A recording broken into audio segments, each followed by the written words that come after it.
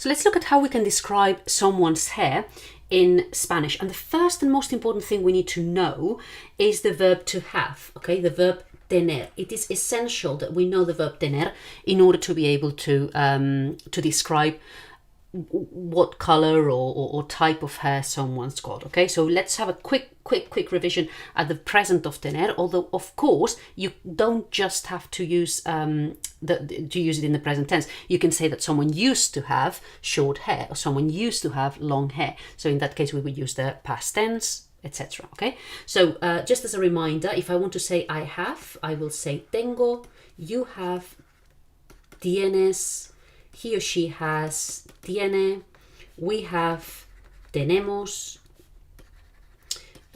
you guys have, tenéis, they have, tienen. Okay, and why do we need this? We'll see it right now. So let's have a look. First example, I've got here someone with blonde hair. Yeah, so if I want to say that she has blonde hair,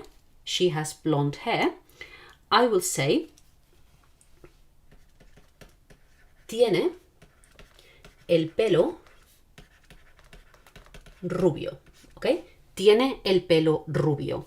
So literally, she has the hair blonde. And really important, notice how rubio is in its masculine form. Why is that? Because rubio is describing el pelo, the hair, which in Spanish is a masculine noun. And it's because it's singular, it's the hair single, we put it in singular as well. Okay, so tiene el pelo rubio. She has blonde hair.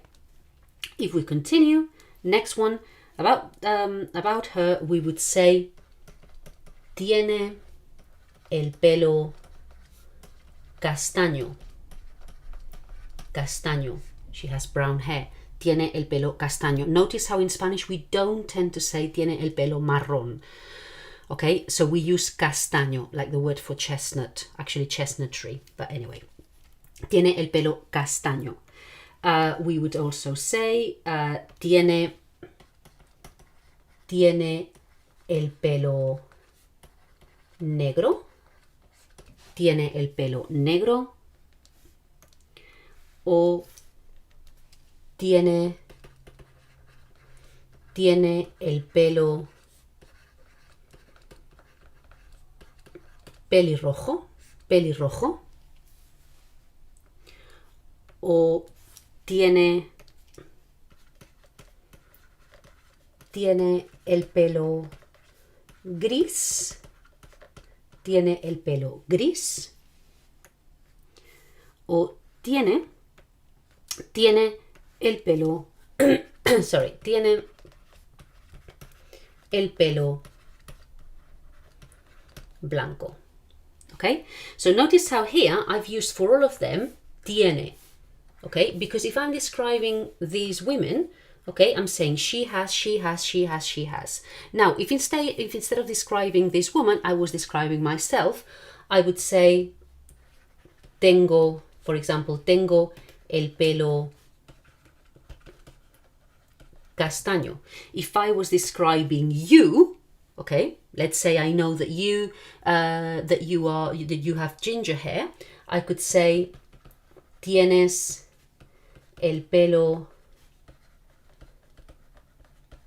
pelirrojo, or I could ask you, do you have red hair? ¿Tienes el pelo pelirrojo? Okay. If I was talking about, I don't know, two of us have gray hair, we could say tenemos el pelo gris. Okay, so notice how all I need to change, depending on who I'm describing, is the form of the verb. You have, they have, and as I was saying at the beginning, if I wanted to say, for example, I could say I used to have blonde hair, I would then say tenía el pelo rubio. I don't have it. I don't have blonde hair anymore. Tenía el pelo rubio. I used to have blonde hair. Okay, so by changing the form of the verb tener, you can express whatever you want. So these are the basics, describing someone's hair by its color. Other things we can describe, other ways how we can describe someone's hair is by its length. So we could say about her, we could say tiene el pelo corto, tiene el pelo corto, okay? Or we can say tiene el pelo largo, okay? Tiene el pelo largo, corto, short, largo. And if we want to say she's got mid-length, then in this case, we're going to change the structure slightly, okay? So take this as a bit of an exception, because that would not follow this structure. We would just say, lleva media melena, okay? Lleva media melena. She has like mid-length hair. It's yeah, take it as a little bit of an exception, which doesn't really follow the same procedure. In fact, I'm going to change the color because I realize that this green is not very good. You may not be able to read this, so I'll do it with black. Yeah, we would say lleva media melena, okay? So just understand this is a bit of an exception. It just doesn't quite follow the same pattern, okay? But most of the other ones do. So tiene el pelo corto, tiene el pelo largo. And again, if I want to say I have short hair, tengo el pelo corto. So I would be changing the tiene for whatever needs be. Now, other than the length, we can also talk about style, okay? What type of hair you have. So in that case, we would say, if she's got straight hair, we would say tiene el pelo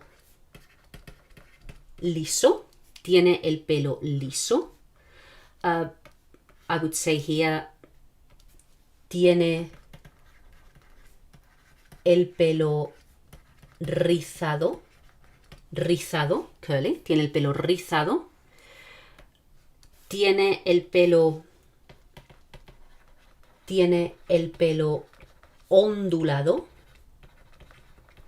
ondulado, wavy. Or I could say here, tiene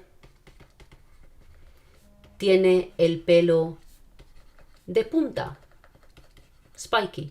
Tiene el pelo de punta. Okay, so notice how, with the exception of this, we use all the time the same structure. Tiene el pelo, o tengo el pelo. Okay, a couple of things before I finish is, first of all, we can also say things like, in English is the same. You can say things like, he is, sorry, he is ginger, she is brunette, I am blonde, okay? So we could say, as well in Spanish, es rubio or es rubia, he is blonde or she is blonde, okay? I can also say, of course, so I'm using the verb ser here, so I can say soy rubio or soy rubia, I am blonde.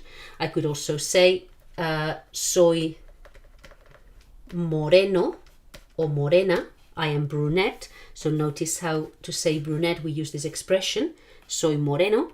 I could say soy, I am, or es, he is, she is, soy pelirrojo or pelirroja, I am ginger. And of course we can also say things like soy calvo, I'm bald, okay? So important to remember that although we say she's got this type of hair, he's got this type of hair, we can also say she is, he is, I am, you are, whatever, plus an adjective, and that describes someone's hair again, okay? As well. And of course, the other thing I want to say as well is that while here we have, we're describing each time the hair with one feature, tiene el pelo castaño, tiene el pelo negro, of course we can combine these. So I could say, if I look at this girl, for example, okay, I could say tiene el pelo ondulado, she has wavy hair, but this is not the only characteristic about her hair. Her hair, in addition to being wavy, is also ginger and is also long. So if I want to say she has ginger, long, wavy hair, for example, if I want to say all those things, I would say tiene el pelo pelirrojo, largo y ondulado. Remembering to put an y before the last adjective, okay? Or here, for example, if I wanted to say that she's got brown curly hair, I could say tiene el pelo castaño y rizado. Okay? In Spanish, it doesn't really matter what adjective you put before. It doesn't really matter if you put the color, the style, or the length before anything else. Okay? You can choose whatever order you want. All you need to remember is to put the y in front of the last adjective. Okay? And that's pretty much everything you need to know about describing hair.